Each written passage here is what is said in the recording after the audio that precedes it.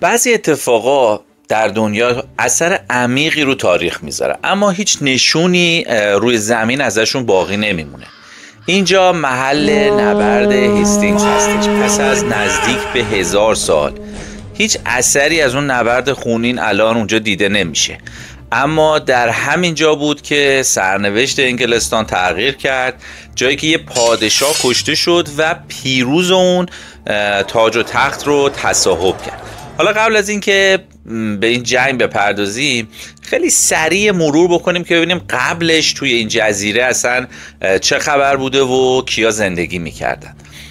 تقریبا از 40,000 سال پیش نشونه های ورود انسان خردمند یا همون هوموسیپینا توی انگلستان دیده میشه.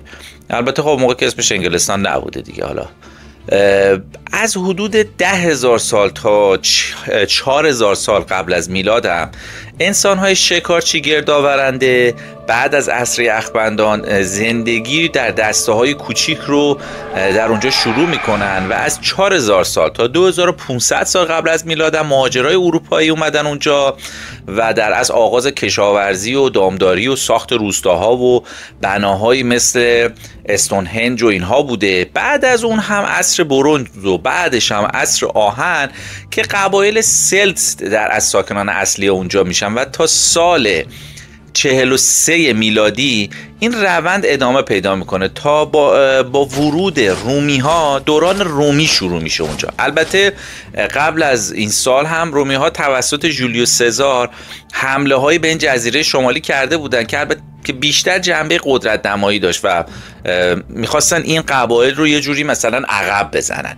اما بعدش در زمان کلودیوس رومیا دیگه حمله کردن، مقاومت‌های محلی رو همه رو شکستن و اومدن که بمونن. پایه‌های شهر لندنیوم هم دقیقاً توی همین موقع گذاشته شد. بعد از اون سال 60-61 میلادی شورش ملکه بودیکا اونجا بود که موفق شد لندنیوم و چند شهر دیگر رو هم ویران کنه، ولی در نهایت هم شکست خورد و سرکوب شد و بعد از اون هم رومیا سعی کردن به ولز و اسکاتلند نفوذ کنن که البته مقاومت‌های شدیدی مواجه شدن. در زمان هادریان امپراتور روم 122 میلادی روم اومد یه دیوار ساخت، اسمش هم گذاشت دیوار هادریان و مرزهای شمالی امپراتوری رو مشخص کرد و در اصل مرزی کشید بین اون گروهی که خودشون حالا بهشون میگفتن بربر و امپراتوری روم. بعدش هم در زمان آنتونیوس اومد یه مقدار بالاتر یه دیوار دیگه ای ساخت به اسم آنتونیون که البته اون دیوار خیلی دووم نیاورد. بین سالهای 150 تا 300 میلادی انگلستان یکی از استانهای مهم روم بود که البته بسیار هم پیشرفت کرد و اون نظم رومی اونجا ایجاد شد. شهرها، ویلاها، جاده‌ها، حموم عمومی، ورزشگاه اونجا ساخته شد. سربازای بریتانیا هم حتی در ارتش روم در اروپا خدمت می‌کردن. در اواخر این دوره حمله های زیادی هم از جانب قبایل اسکاتلندی مثل پیکت ها، ساکسون ها از آلمان و دانمارک و وایکینگ های اولیه اونجا انجام می شد تا بالاخره در سال 410 میلادی با اوج گرفتن بحران تو خود امپراتوری رومیا خورده خارج شدن و قبایل دوباره برگشتن اونجا و قدرت گرفتن. قبایل ژرمن که اومدن اونجا شامل آنگل ها، ساکسون ها و جوت ها بودن، وارد شدن و این آغاز کار آنگلو ساکسون ها بود. البته حمله های زیادی هم از طرف وایکینگ ها باز بهشون میشد و اینکه بعضی از این وایکینگ ها مثلا اومدن و اونجا موندگار شدن و به صورت یه اتحادی از 7 قبیله که البته در رأس اونا پادشاه وجود داشت حکومت میکردن و اداره میکردن اونجا. حالا با ذکر این توضیحات میرسیم به این داستان جنگ در سال 1066. ما میدونیم در اون روز چه اتفاقی افتاد. به لطف یک پارچه نگاره به اسم بایو که یک سند تصویری هستش و با دقت حفظ شده و از اون رویداد بازیگرای اصلیش رو به ما نشون میده. هارولد پادشاه تازه تاجگذاری کرده آنگلو ساکسون ها و رقیبش ویلیام دوک نورماندی. ویلیام ادعا کردش که پادشاه پیشین تاج و تخت رو به اون وعده داده بوده، پس یه ارتشی درست کرد و آماده شد تا به انگلستان سفر کنه و برای تصاحب تاج و تخت با شاه هارولد بجنگه. اما یه طوفانی نقشه‌های اون رو نقش برآب کرد. در همین اثنا هم هارولد فهمید که حمله از سمت وایکینگ ها در شمال شروع شده و این یه تهدید دیگه بود برای تاج و تختش. پس خیلی سریع رفت به جنگ اونها و در فرانسه هم، در شمال فرانسه هم، در همون نورماندی هم ویلیام منتظر موند تا شرایط مناسبی وجود بیاد تا بتونه از کانال عبور کنه و به انگلستان برسه. هوا صاف شد و اون فرصت رو غنیمت شمرد و نیروهاش رو از کانال عبور داد.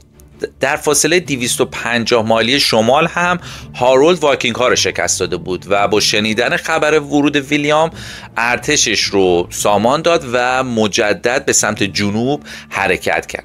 ساعت 9 صبح در همون تپه ها ارتش نورمن ویلیام آماده رویارویی با مردان آنگلو ساکسون هارولد بود.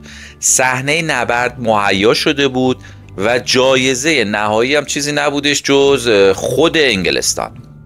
در 14 نوامبر 1066 ویلیام نورماندی آماده نبرد در پای تپه بود. زمین بلند متعلق به شاه هارولد انگلستان و ارتش آنگلو ساکسونش. همینجا در بالای این تپه سرنوشت انگلیس رقم خورد. ارتش نورمن ویلیام اولین حمله رو انجام داد و مستقیما به دیوارهای سپری یورش برد.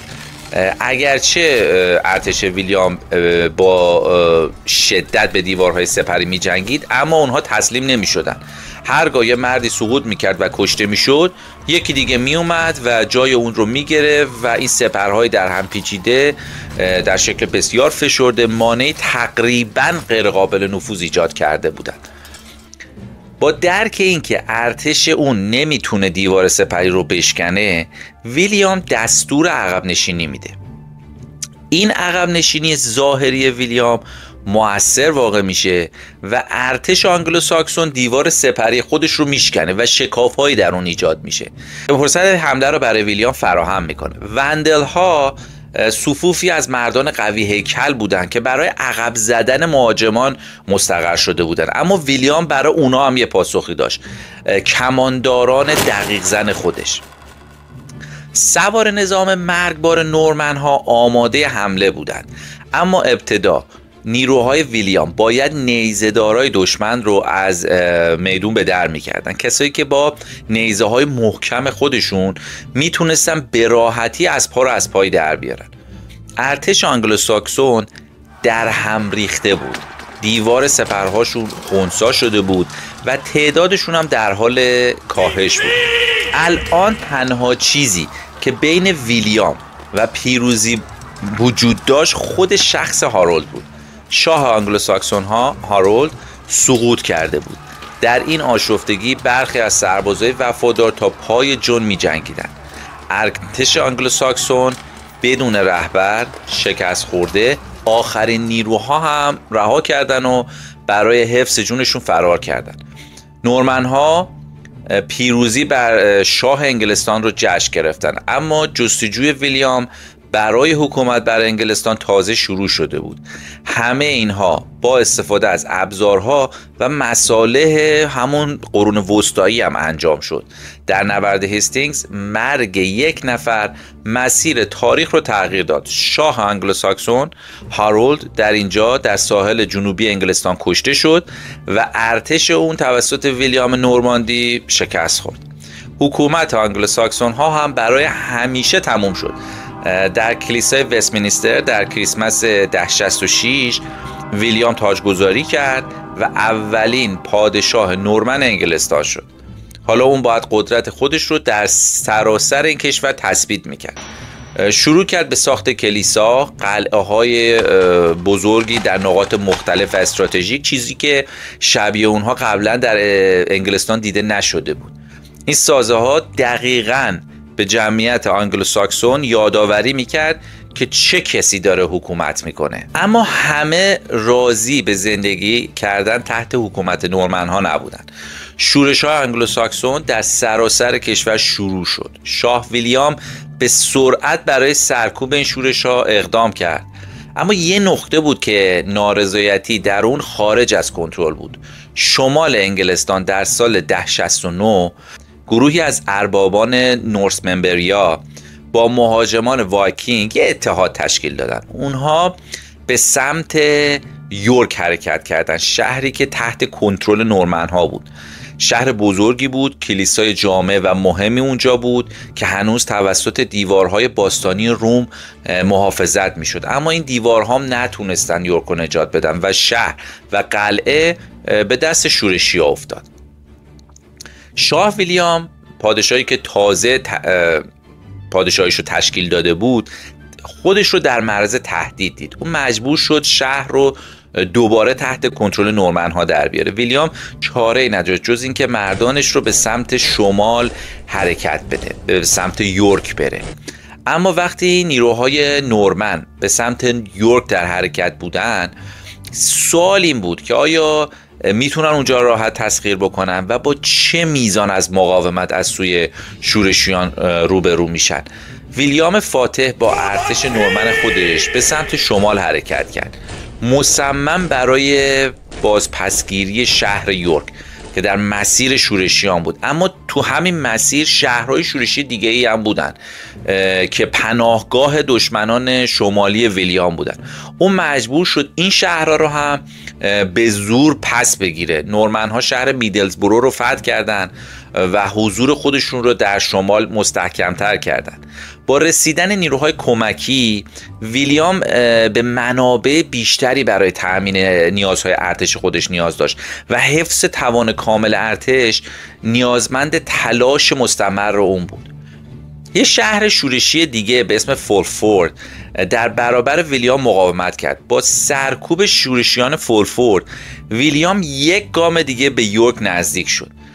با آگاهی از این که برای فتح این شهر با مقاومت شدیدی روبرو میشه، ویلیام آماده شد تا سوار نظام خودش رو تقویت کنه.